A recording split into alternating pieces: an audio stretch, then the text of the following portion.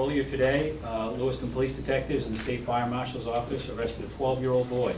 He was taken into custody and charged with 3 counts of Class A arson as a result of the fires that occurred at Blake, Pine, and Bate Street on Monday afternoon. Over the last 2.5 days, there have been 10 investigators from the Lewiston Fire Department, the Lewiston Police Department, and the State Fire Marshal's Office that have been working this case and conduct over 50 interviews, as well as sifting through possible evidence at the scene. The fire, as you know, displaced approximately 75 residents and caused a loss in real estate and personal property of over $1 million to include cleanup costs. We were extremely fortunate that no one was killed or injured, and we can thank the responding fire, police, and EMS officials that responded to the scene, as well as neighbors and citizens that helped out, that prevented any loss of life and injury. At this time, we'll take a few questions. Keep in mind, with a 12-year-old juvenile, we will not be releasing that person. Find any motive? We have spoken to the juvenile suspect about a motive, and we do have one. However, we're not going to be releasing that information at this time. What about a way that the fire started or a cause? Yeah, we obviously got that information as well. It does appear that the fire started on the rear of the building, on one of the porches, and we do have some information regarding that. But unfortunately, because it involves a juvenile suspect, we're very limited as to what information that we can basically release to you folks, prior to any type of arraignment. That's 105 Blake Street. 105 Blake Street was where the cause of the fire started. That's correct. When will it be arraigned?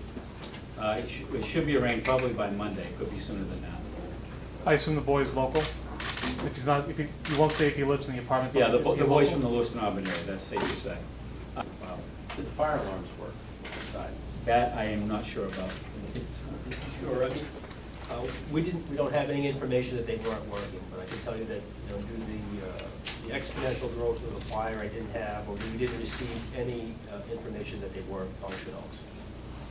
And we didn't have any information prior to the incident that any of the smoke alarms weren't working.